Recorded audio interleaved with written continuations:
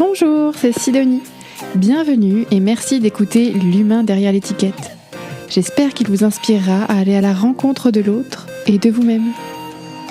Si ce podcast vous plaît, n'hésitez pas à vous abonner pour ne rien manquer des épisodes à venir. Bonne écoute! Hello tout le monde, bienvenue dans ce nouvel épisode de L'humain derrière l'étiquette. Aujourd'hui je suis avec Elsa. Bonjour Elsa. Bonjour. Alors Elsa, est-ce que tu peux te présenter en quelques mots s'il te plaît? Qui es-tu? Oui, alors moi c'est Elsa Gérard et je suis traductrice en parole au bébé. Alors ça veut dire quoi exactement? Alors traductrice en parole au bébé, en fait je viens traduire les émotions et les croyances limitantes et nourrissantes aussi, ça arrive, des enfants, des bébés. Alors c'est de la conception, donc pour les petits bébés in utero, on se dit jusqu'à l'âge de 10 ans. Et du coup, parce que tu dis ton traductrice, donc on pourrait avoir l'impression que tu te bases sur les gestes pour dire quelque chose, sauf que quand c'est dans le ventre, c'est pas possible. Tout à fait. Donc comment ça se passe? Qu'est-ce que tu fais exactement? Et bien en fait, pour traduire ces émotions-là, on se base sur le test qu'on utilise aussi en kinésiologie appliquée. Donc quand c'est une séance en présentiel, j'utilise le bras du parent. Je viens questionner en fait le muscle, nous on utilise le deltoïde médian, et je viens questionner en fait la sagesse. La sagesse, c'est en fait cette partie de l'univers qui sait tout sur tout depuis toujours. Et je lui pose des questions et j'obtiens mes réponses en faisant le test musculaire sur le parent. Donc quand tu deltoïdes, du coup tu testes avec le bras tendu, j'imagine? Exactement, le bras est tendu et moi je vais appuyer sur le poignet du parent et puis là on va voir la réponse. Est-ce que le muscle tient, enfin le bras tient? Alors là, la réponse est non. Si le bras lâche, la réponse est oui. En tout cas, c'est les codes qu'on utilise, nous, en parle au bébé.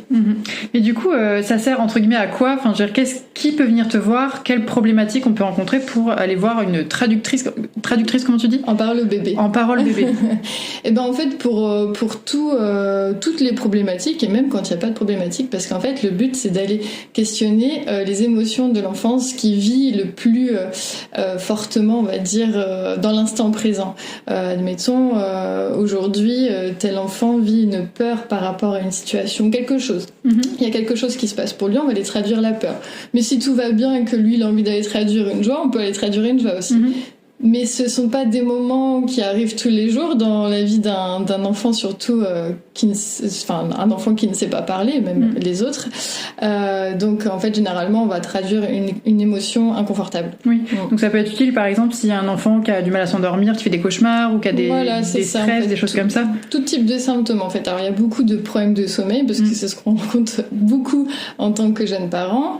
Ça peut être des problèmes d'énurésie, d'eczéma, ça peut être des problèmes de comportement à l'école avec les copains, des difficultés à la séparation, des troubles de l'oralité, ça peut être vraiment tout un tas de comportements, de symptômes, parce que moi je pars du principe qu'en fait un symptôme, quelque chose qui va pas, on sent que l'enfant est inconfortable, parce que c'est ça qui est important, c'est si lui il est inconfortable, c'est pas on vient pas traduire pour les parents, c'est les parents qui se rendent compte que là il y a peut-être quelque chose qui gêne l'enfant, alors on va aller chercher de quoi il s'agit. Et en fait un symptôme pour moi est toujours attaché à une émotion. J'ai tel symptôme parce qu'il y a cette émotion qui est là. Et pourquoi j'ai une émotion? Parce que j'ai une croyance limitante. Et c'est ça qu'on va essayer d'aller traduire pendant les séances. D'accord. Donc pour débloquer les choses, pour que l'enfant soit soulagé et que finalement le comportement change derrière, en fait. Tout à fait. Alors on cherche pas à changer un comportement, on cherche vraiment à aller traduire ce qui se passe pour accueillir les émotions. Alors en séance, il y a des enfants, par exemple, on va parler d'une colère. L'enfant qui est tout calme habituellement peut se mettre dans une colère très très forte. Ça peut être des comportements complètement inattendus, même des fois les parents pendant la séance, où les parents peuvent dire voilà, mais je comprends pas ce qui se passe, qu'est-ce que je fais, etc. En fait, c'est justement l'occasion de laisser la possibilité à l'enfant de s'exprimer. D'exprimer cette émotion, en fait, de la faire sortir, quoi. Exactement. Elle est là, elle est présente, elle a pas forcément eu l'occasion de se libérer, de sortir, et ben là c'est l'occasion pour l'enfant de le faire. en fait. C'est sympa la séance pour toi. Ouais, bah alors moi je trouve que ce sont vraiment des super indices qui nous montrent qu'on est sur la bonne voie. Il se passe vraiment quelque chose. Après il y a des enfants qui n'ont pas du tout de de réaction et pour autant il se passe quelque chose quand même. Ouais. Donc l'idée c'est pas d'aller chercher à supprimer le comportement, supprimer le symptôme. Ça à la limite ça arrive, c'est une conséquence positive à la séance de traduction. Mais vraiment ce qu'on recherche en séance, c'est vraiment d'aller traduire pour comprendre ce qu'il vit, d'accueillir ses émotions et de donner aux parents des outils pour l'accompagner, parce que typiquement, on peut sentir une maman qui va sentir que son enfant a peur qu'elle l'abandonne, etc., etc. Bah oui, mais ça vient d'où en fait ? Tu peux avoir une peur de l'abandon, mais c'est quoi l'origine de cette peur ? Parce que tu peux dire à ton enfant, t'inquiète pas, je serai toujours là, je serai avec toi, je partirai pas, etc. Parce que toi, tu ressens dans ton intuition que c'est ce qu'il a besoin d'entendre. Mais au final, lui, s'il a peur que tu l'abandonnes, parce que pour lui, pour lui, il n'est pas l'enfant que papa et maman désiraient, bah, la peur, elle sera toujours là. Tu peux toujours dire que tu vas pas m'abandonner, mais si un jour t'apprends que je suis pas le bon enfant, parce que dans ses croyances, c'est pas le bon enfant, et ben dans ces cas-là, il peut toujours être rassuré. Si on n'a pas l'origine, il sera pas tranquille, quoi. Oui, ça va rien résoudre effectivement. Ok, mais du coup, comment t'en es arrivé là ? Toi, t'as toujours fait ça ? Comment ça se passe ? Quel est ton parcours un peu ? Alors, pas du tout. Moi, j'ai profité d'une reconversion professionnelle. Avant, je travaillais dans un laboratoire en pétrochimie.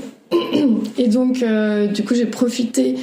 Je vais plus avoir de voix là. C'est marrant que tu parles de ça et que ta voix se voile. Ouais, c'est rigolo ça. J'ai travaillé 10 ans dans un laboratoire de recherche très scientifique, du coup. Très scientifique. Très scientifique. Je n'étais pas du tout dans tout cet aspect moins scientifique, moins cartésien. Tout à fait, et encore moins du côté enfant, parentalité, etc. Mais au cours de ces 10 années, j'ai eu un petit garçon avec des problèmes de sommeil qui m'ont beaucoup remise en question. Et dans ta parentalité. Dans ma parentalité. Et en fait, ce qui s'est passé, c'est que au moment où je suis tombée enceinte, ma petite sœur, elle qui était maman d'un petit garçon de 9 mois, là, ils ont appris qu'en fait, il avait une leucémie. Voilà. Okay. Donc en fait, j'étais moi enceinte de 3 mois à ce moment-là, complètement submergée, déboussolée. En plus, c'était pile poil au moment du confinement, donc pas possibilité d'aller les voir, etc. Enfin bref, tout un... Voilà, c'est trauma, c'est clairement ça fait partie vraiment de notre histoire et ça m'a complètement tout remis en question en fait. Malheureusement, mon petit neveu, du coup, il est décédé 9 mois après, à peu près. Voilà. Donc, mon fils, lui, avait 3 mois, et donc j'étais dans les difficultés de sommeil, et ça en plus. J'étais perdue, je comprenais pas. Et puis moi, la peur de la mort. Enfin, je veux dire, mais il est parti où, etc. Enfin, il y a eu beaucoup de questionnements en fait. Une remise en question énorme. Dans plein de domaines. Dans tous les domaines. Clairement, ça a été vraiment un tournant de ma vie. De nos vies à tous, finalement. Mais qui m'a éveillée complètement. Enfin voilà, depuis son décès, T'as éveillé, par exemple, parce que là, la question c'était par rapport à ton travail. Est-ce que ça t'a éveillé jusqu'à dans ton travail, te dire ok, qu'est-ce que je fais là dans mon travail ? Bien sûr, à quoi je sers, si moi demain je meurs, parce que c'est toujours un peu la question quand on perd un être cher. Déjà, on est dans la douleur de la perte, etc. Et puis ça remet en question sa vie. Enfin, moi en tout cas, c'est ce que ça a fait pour moi. Mais qu'est-ce que je fais là ? Enfin, j'ai envie d'être utile, j'ai envie de reconnecter avec l'humain, j'ai envie je suis pas à ma place. Oui, tu te sentais plus à ta place. Je me sentais pas à ma place. Okay. Et le fait est que dans toute cette période, en fait, on a déménagé avec mon mari et mon fils. Et puis je me suis dit, j'en profite, je fais une reconversion, etc. Alors on m'avait parlé de kinésiologie. Je vais dire comment t'as trouvé, parce qu'il y a beaucoup d'outils dans le bien-être, t'aurais pu aller vers autre chose. Ouais, mais non, alors on m'a parlé de la kinésiologie parce qu'en discutant avec les sujets que j'abordais au quotidien au travail, justement, j'ai un ancien collègue qui m'a dit tu devrais regarder la kinésiologie, etc. Qui m'a beaucoup intéressée, je trouve ça passionnant. Mais j'avais jamais fait de séance.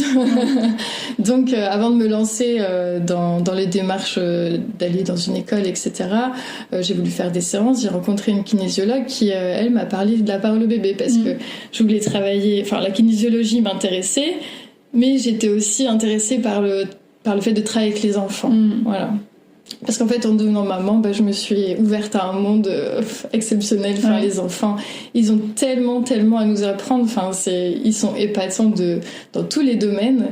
Et du coup, elle m'a parlé de la parole au bébé. Et j'ai un petit peu douté. Et puis après, je me suis lancée. J'ai dit, allez, je le sens, j'y vais, je m'écoute pour une fois. Là, c'est moi qui décide, je prends ma vie en main. Je suis dans un carrefour où si je le fais pas, après...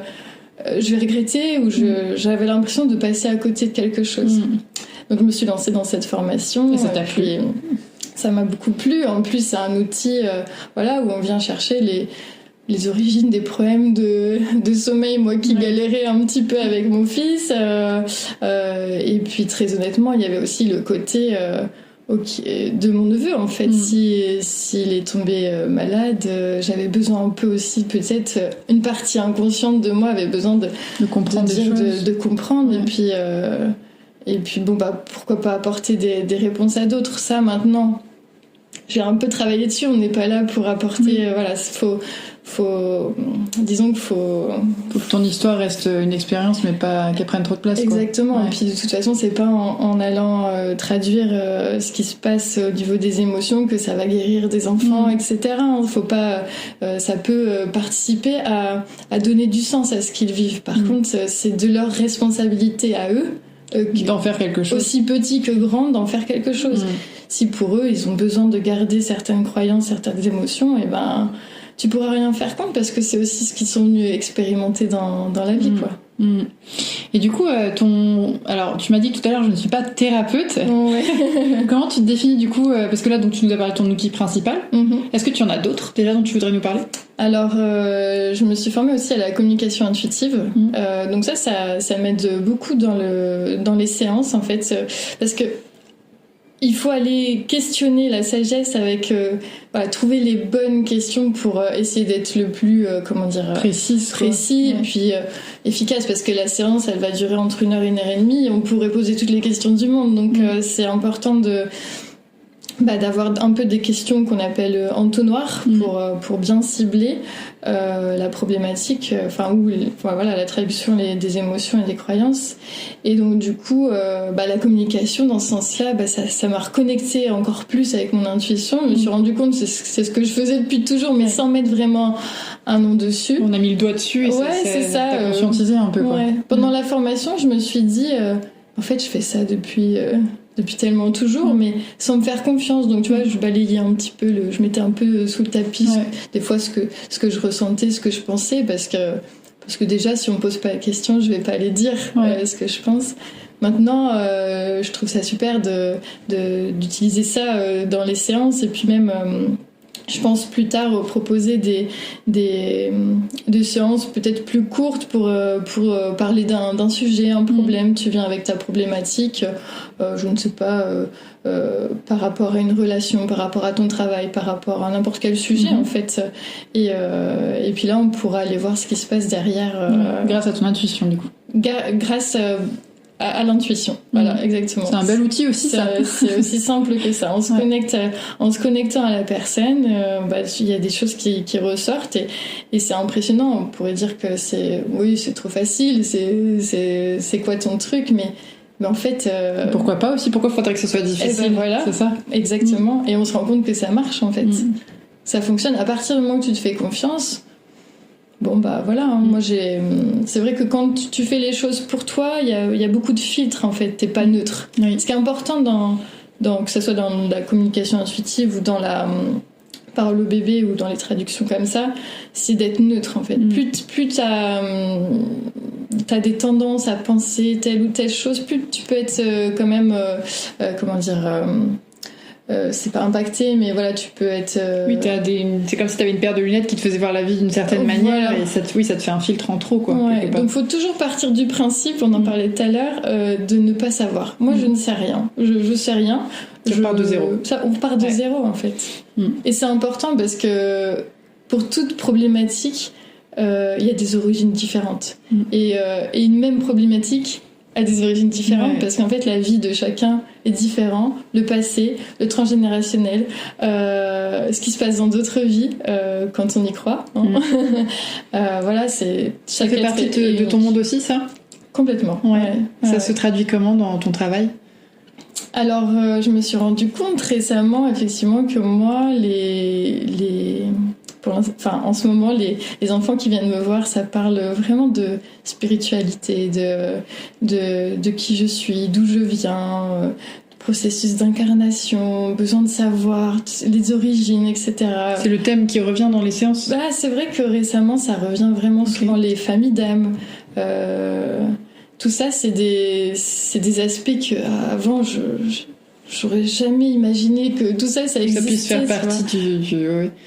Et en fait, c'est tellement riche, vraiment. Et je suis loin je pense que je suis loin de toutes les découvertes que je vais faire. Enfin, vraiment, je vais en apprendre parce que une séance comme ça, en fait, j'en apprends autant que ce que je donne comme information. C'est quoi une séance comme ça, du coup?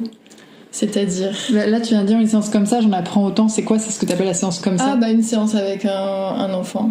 Ah oui, d'accord. Okay. Ouais, c'est... Parce que là, donc, effectivement, tu parlais de transgénérationnel, de karmique, de tout ça. Comment ça se...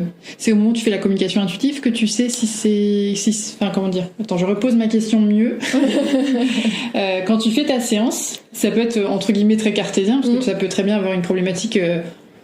purement émotionnelle ou factuelle, mais parfois, du coup, tu vas aller chercher des choses qui sont dans le karmique, dans le... Exactement. Comment ça se passe? Comment tu le sais?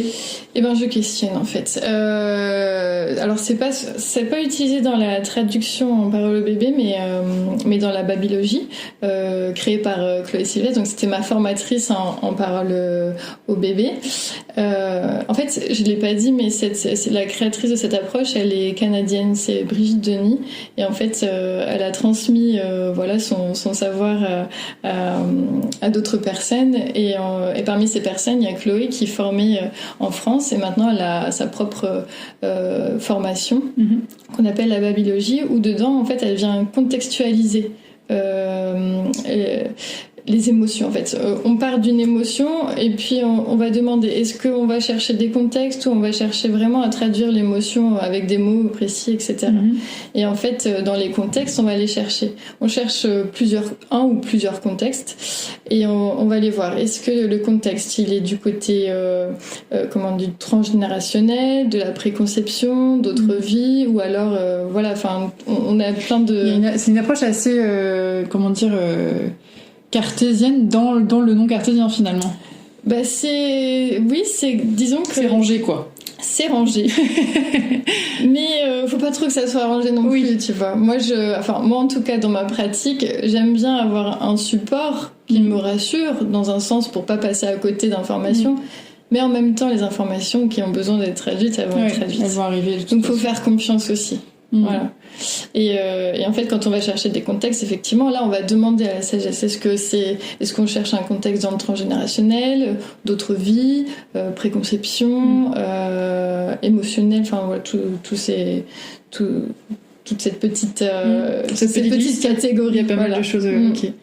D'accord. Et du coup, question très pratico-pratique, tu es où? Où est-ce qu'on peut te trouver, en fait? Si on veut venir te voir, ça se passe comment? Alors, pour l'instant, je fais des séances en présentiel. Pour l'instant, c'est chez moi, mais ça va peut-être bientôt bouger. Donc là, pour l'instant, j'ai rien signé, etc.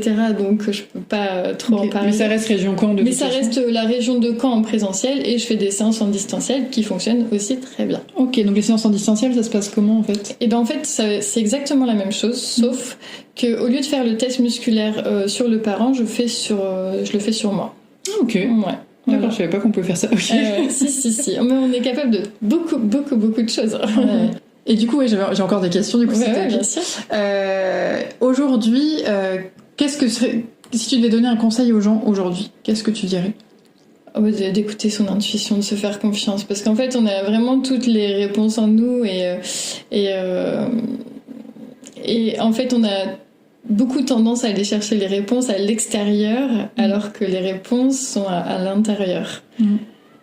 Mais du coup, ouais, écouter son intuition pour ça. Vraiment prendre le temps de se poser et d'accepter de prendre un temps avec soi-même, en fait. Seul avec soi-même. Ça, c'est je trouve un bon conseil, personnellement. Et qui est pas toujours simple. C'est vrai qu'il y a des gens qui ont du mal à être seuls avec eux-mêmes. C'est pas confortable parce que des fois, ça nous... Enfin, on fait face dans ces moments-là à des choses qui sont pas agréables. Et en fait, on a toujours le petit enfant intérieur, le protecteur. Alors, j'aime pas trop catégoriser, mais il y a souvent ce petit enfant protecteur qui dit non, va pas chercher à mettre un peu le bazar dans tout ce que... Le passé, c'est le passé. Va pas déblayer tout ça parce que tu pourrais te mettre en danger. Et en fait, non. Non. Il y a de bonne volonté, mais c'est pas une bonne protection finalement. Bah des fois ça l'est, mais en vrai si t'as l'élan d'y aller, il faut y aller en fait. Et puis plus t'as peur, plus faut y aller. Ça c'est ce que j'expérimente ces derniers temps. C'est plus ça me fait peur, plus faut y aller. C'est parce qu'il y a quelque chose à aller chercher en fait. On n'est pas venu sur Terre juste pour se tourner les pouces. Hein. On est venu là pour vivre des choses. Et plus elles nous font peur, plus elles peuvent nous apprendre à évoluer en fait. Quand tu dis on n'est pas venu sur Terre pour ne rien faire, pour tourner les pouces, je sais plus comment tu dis. Comment tu vois justement le sens de la vie? C'est quoi pour toi? Qu'est-ce qu'on fait là? Ah là là, grande question. Pour moi, si on repart du début, c'est voilà, on a une âme en fait, on est relié à une âme. Nous en fait, le corps humain c'est un véhicule terrestre, ok. Et l'âme en fait, alors chacun voit les choses à sa manière. Voilà, moi je pense qu'on est reliés, je ne sais pas comment, parce que vraiment ça c'est pas quelque chose que c'est pas palpable pour moi, donc c'est difficile pour moi d'expliquer. Et en fait cette âme-là, elle a vécu soit plusieurs vies, soit peut-être elle est venue d'autres contrées, on va dire, et en fait l'âme vient pour expérimenter. Par exemple, chaque âme a, pour moi, un objectif d'incarnation et des défis d'incarnation. Voilà. Et donc en fait on est venu pour travailler ces aspects-là, pour évoluer et pour apprendre et pour se reconnecter à qui on Et les défis, les objectifs, ça peut être plein de choses. J'allais dire, est-ce que tu as des exemples Imagine quelqu'un qui a jamais entendu parler de ça. Est-ce que tu pourrais donner un exemple hyper concret? Un objectif d'incarnation, par exemple, apprendre à prendre les décisions seul, en fait. Ça peut être les vies passées. J'ai toujours été accompagnée, on a toujours pris les décisions pour moi, les choix, j'en avais pas trop à faire, et à la limite, ça m'allait bien. Mais par exemple, dans cette vie, je dois choisir par moi-même. Je suis venue là pour expérimenter le choix personnel, les prises de décision, etc. Et en fait, la vie va t'emmener des situations, des embûches. Des embûches pour te faire prendre conscience de ça et pour te montrer, ok, j'ai le choix, je peux choisir par moi-même. C'est moi, je suis maître de ma vie. C'est pas les autres n'ont pas à choisir pour moi. Et du coup, le travail alors je vais dire des thérapeutes, mais même si t'aimes pas trop ce mot, des thérapeutes ou je sais pas comment. Des traductrices. Des traductrices, par exemple. Moi, pour moi, la traduction, c'est avec les langues. C'est pour ça, ça me perturbe. Mais oui, mais c'est vraiment ce qu'on fait. Ça reste une langue, c'est ça. Ce qu'on fait. Mais du coup, ton travail de traductrice, est-ce que c'est justement d'aider la personne à aller vers son objectif d'incarnation, par exemple? Alors. Ça arrive que dans certaines séances, le sujet c'est d'aller voir les objectifs d'incarnation, ce pourquoi on est venu, etc. C'est pas du tout, faut pas généraliser. Il y a des fois on y va, de ce côté-là, on peut le faire si c'est ce qui est demandé pour l'évolution pour donner en tout cas des informations à la personne. D'accord. Et quelqu'un qui aurait cette objectif de prise de décision, qui se retrouve dans des situations où il n'y arrive pas, tu peux aussi du coup aider. Oui, alors pour le coup aider, moi vraiment mon rôle de traductrice c'est vraiment de traduire. Donc je donne les mots, je traduis. Normalement, j'ai pas après à aider. Par contre, il y a des petits mots, des petites phrases et après je mélange un peu avec la communication intuitive pour essayer de faire prendre conscience à la personne certains aspects de sa vie, etc. Mais c'est plutôt dans poser des questions ou amener d'autres points de vue que de dire tu dois faire ci, tu dois faire ça parce que pour moi il y a vraiment aucun intérêt. C'est pas du tout mon rôle quoi. J'aiguille quoi. Ouais, j'aiguille, je donne des informations. C'est pour ça que thérapeute, enfin pour moi ça n'a pas, c'est pas. Oui, non, mais je vois bien que t'aimes pas ce mot là. Je te titille avec ça. J'aime bien ce mot pour les autres. Et, c'est ok, il y a pas de souci. Mais nous dans notre travail, en tout cas quand on fait de la traduction, on n'est pas thérapeute. Parce que les thérapeutes non plus, hein, normalement, ils sont pas là pour faire à la place des gens, normalement. Bon, voilà. Normalement. Ça dépend desquels. Enfin, il y en a qui, des fois, c'est peut-être un peu, on laisse peut-être pas assez la responsabilité aux gens de faire ce qu'ils veulent avec les informations qu'ils ont. Bon, après ça, c'est. Ce serait un bon conseil aussi à donner. Du coup, aux gens, tout à l'heure, je te disais de donner un conseil aux gens si t'en avais un. Ce serait un bon conseil aussi de choisir un thérapeute ou une aide qui laisse cette liberté de prendre sa vie en main, en fait. Bien sûr, parce qu'en fait, personne ne peut le faire. Il y a aucune personne qui pourra changer la vie d'une autre personne. Des fois même, on en rencontre souvent des gens qui sont là, qui veulent aider les autres, qui veulent prendre la place du sauveur inconsciemment, mais c'est un peu ça quand même. Mais en fait, c'est de l'énergie qui est perdue parce que si la personne elle est pas prête ou si c'est pas cool pour elle, ça veut dire que c'est encore les autres qui font à sa place alors que c'est elle qui devrait être active. En Parle au bébé, j'en ai pas parlé, mais on peut aller venir chercher des besoins concrets avant d'aller voir ce qui se passe au niveau des émotions, des besoins que l'enfant peut mettre en place, des actions à court terme que l'enfant peut mettre en place avec ses parents ou avec d'autres personnes. Où l'idée c'est peut-être d'aller voir justement un autre thérapeute s'il a besoin. Par exemple, un enfant qui est sans arrêt avec un torticolis, alors peut-être qu'on va commencer la séance par dire ça serait bien d'aller voir un ostéopathe ou un kiné ou voilà un professionnel comme ça, et puis après on va aller chercher du côté des émotions. Ok, torticolis, mais ça va représenter quoi? Est-ce que c'est parce que tu veux pas voir tous les côtés, tous les aspects de ta vie, d'où ça vient, etc.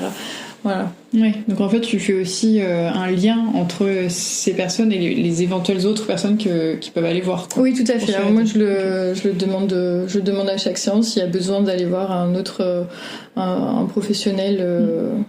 Quand tu dis je demande, c'est-à-dire tu demandes à la sagesse. Ouais, je demande à la sagesse. Okay. Ouais. C'est marrant qu'il dise sagesse, c'est beau, hein. C'est beau, ouais. C'est comme ça que c'est ce terme-là qu'on utilise en Parle au bébé pour que ça soit un peu plus unifié. En vrai, la sagesse, on peut l'appeler l'univers, on peut l'appeler la source, on peut l'appeler Dieu, on peut l'appeler ce qu'on veut en fait. Comme on veut, selon ce qui est le plus agréable pour nous. Les habitudes. Du coup, j'ai une petite question là. Est-ce que si quelqu'un entre guillemets ne croit pas en la sagesse, en son existence, mais vient te voir quand même, est-ce que le travail va fonctionner? Alors, on demande toujours les permissions. Donc si du côté de la sagesse, ça estime que ça va bloquer ou qu'il n'y a pas ou c'est pas le moment, etc. Peut-être qu'on n'aura pas la permission de dialoguer. Mais en vrai, moi ça m'est jamais arrivé et au contraire, en fait, si une personne n'y croit pas. Mais qu'elle vient quand même parce que je ne sais pas, elle a envie d'aider son enfant, puis elle a entendu que ça, pour certaines personnes, il y avait eu des impacts positifs. Ok, donc elle y croit pas trop, mais elle vient quand même. Justement, en fait, on expérimente, on voit ce qui sort de cette séance. Est-ce que ça va lui parler ou pas du tout? Enfin, vraiment, en fait, vivre l'expérience. Comme je disais, en fait, il faut le vivre pour le croire. Et toi, ce côté non cartésien de ton métier, est-ce que tu l'as toujours assumé comme tu l'assumes là? Au début, j'ai eu beaucoup de mal déjà pendant la formation. Il fallait se lancer, donc il y a la partie théorique, puis après il faut se lancer à accueillir des familles pour faire des séances, etc. Et là, j'ai eu beaucoup de mal. J'ai mis 4 mois à me lancer. J'ai eu peur, hein, franchement. C'est quoi qui te faisait peur du coup? Ce côté un peu spirituel. affiché au grand jour entre guillemets. Hein, c'est bon voilà, c'est pas commun. Ce métier-là, il est pas connu encore. Enfin, il est connu dans une certaine sphère, mais c'est pas dans le public large, on va dire.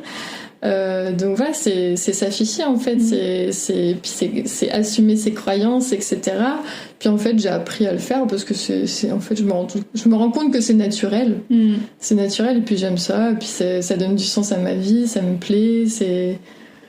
Franchement, ça me guide. Hein, j'y prends beaucoup de plaisir. J'adore faire les séances et partager voilà ces moments-là. Ouais.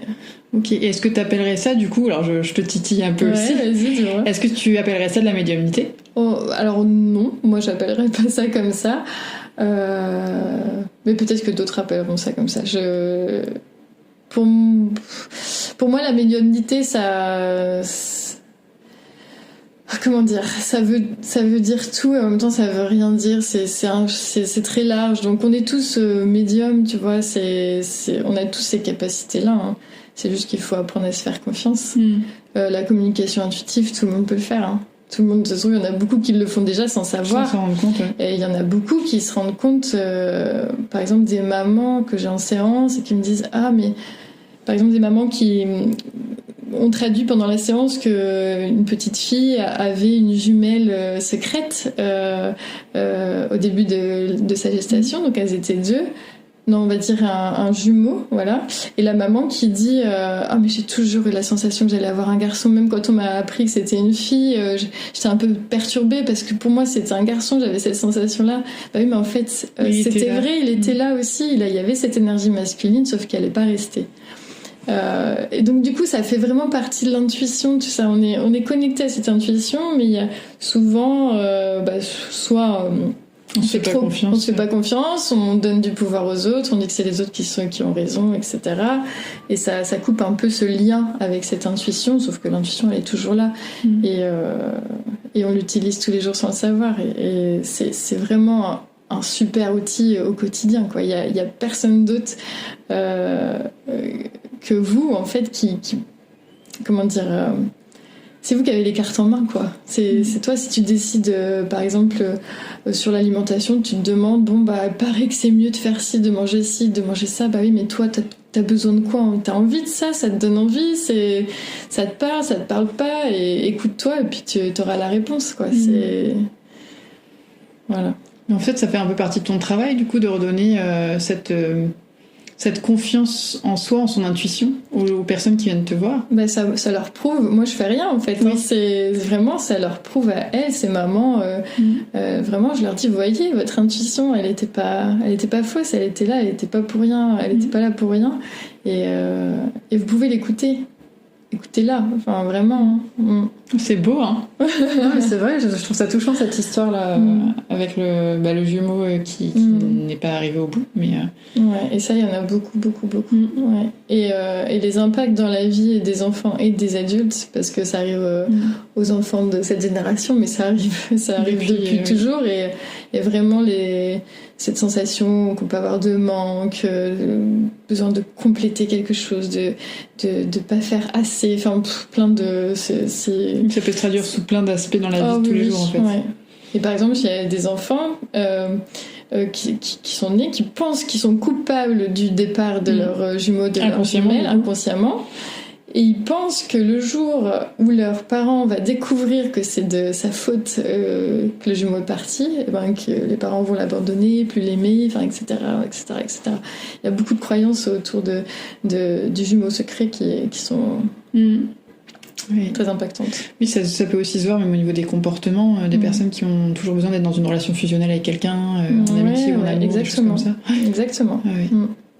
Donc toi, du coup, tu peux aller voir ça aussi, quoi. Ah oui, tout à fait. Si la sagesse nous y emmène, on va voir ça. Ouais, c'est super intéressant. C'est très... En fait, quand on a commencé l'interview, je m'attendais pas à ce que ce soit aussi large. Ouais, c'est ça que tu parles de bébé. Donc on a l'impression qu'on va, entre guillemets, juste parler des émotions du bébé. Et en fait, ça va bien plus loin que ça. Et ça a un impact sur, de toute façon, toute la famille, quoi. Ah oui, tout à fait. Parce que des fois, ça réveille des traumatismes familiaux. Je vais y arriver. quand on va du côté du transgénérationnel, des fois, ça fait travailler. On sent que ça fait travailler toute la famille. Ça réveille des choses. Donc, de toute façon, pour moi, les enfants, en vrai, ce sont des éveilleurs de conscience. Ils sont pas là pour rien. Ils n'arrivent pas à tel moment dans nos vies pour rien. Tout est juste. Tout a une. Je dirais pas une raison parce qu'il faut pas rester dans le mental, etc. Mais vraiment, tout est juste. Tout arrive au bon moment, entre guillemets. Oui, parce qu'en fait, même de manière plus cartésienne, un enfant est porteur de l'histoire de ses parents et que des fois, il y a des choses qui le perturbent lui alors que ça lui est jamais arrivé et ça peut très bien venir effectivement de la maman, du papa. Ok. Tout est dans les gènes. Ouais. C'est super intéressant. Hein. On pourrait rester à parler des heures. Est-ce que tu voulais ajouter quelque chose, Elsa, avant de conclure Non, c'est bon pour moi. Je te remercie de m'avoir non, mais avec grand plaisir. Franchement, c'est hyper intéressant et c'est vrai que c'est en plus c'est vraiment un domaine qui est pas très connu. Enfin, je dirais, c'est traductrice parole bébé. Ouais. Alors en fait, la première vague de formés en France, du coup, il y a les personnes qui se sont formées avec Brigitte Denis, mais celles qui se sont formées dernièrement avec Chloé. Moi, je suis partie de la première session. Donc là, il y en a les formations. Elle en propose d'ailleurs. Elle propose sa formation, sur sa plateforme. Je conseille vraiment rien que pour le travail personnel, en fait. C'est long comme formation ? Alors, le format que moi j'ai fait, ça a duré 1 année. Maintenant, donc là, pour être traductrice en parole bébé, parce qu'on a encore la possibilité de faire cette formation aussi, ça dure à peu près 1 année. Ouais. Et tu dis oui, c'est intéressant pour le travail personnel. Donc. Ah ouais, moi j'ai appris tellement de choses sur moi. Ouais. Parce qu'il faut savoir qu'à chaque séance, on a un retour à faire sur soi-même. Donc pendant la formation, c'est quelque chose que j'ai gardé aussi personnellement parce que on connecte avec des parties de nous. Pourquoi j'ai eu cette séance, quel était le message pour moi, et à chaque fois on prend ça équivaut à des années de thérapie, je pense, vraiment. Ça c'est fait. Oui, donc tu les recommanderais même à quelqu'un qui veut pas spécialement faire son métier. Tout à fait, complètement. Ok. Et du coup, traduction parole bébé. En fait, sur Caen, par exemple, vous êtes beaucoup ? Ah non, pour l'instant, je suis la seule de ce que je sache. Pièce unique de Caen. Et elle est là dans mon bureau. Ok.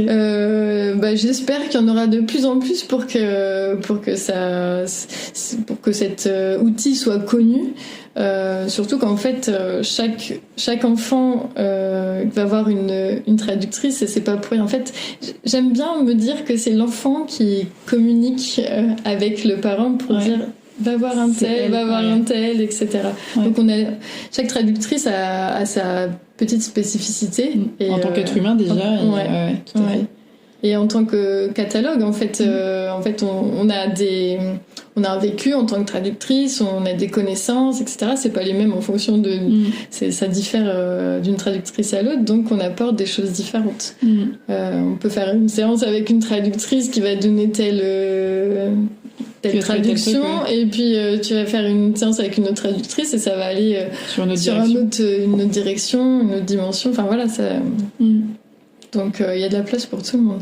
J'imagine que c'est le genre de métier où plus tu en fais, plus ça t'enrichit en fait toi aussi, ça te donne d'autant plus d'expérience, d'autant plus de.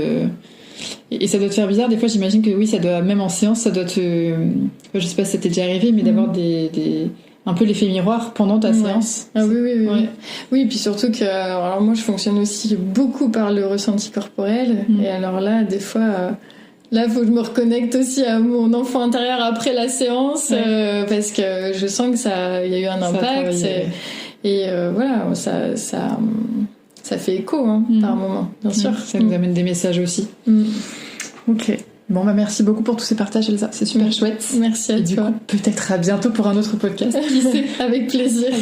À bientôt. Merci de votre écoute.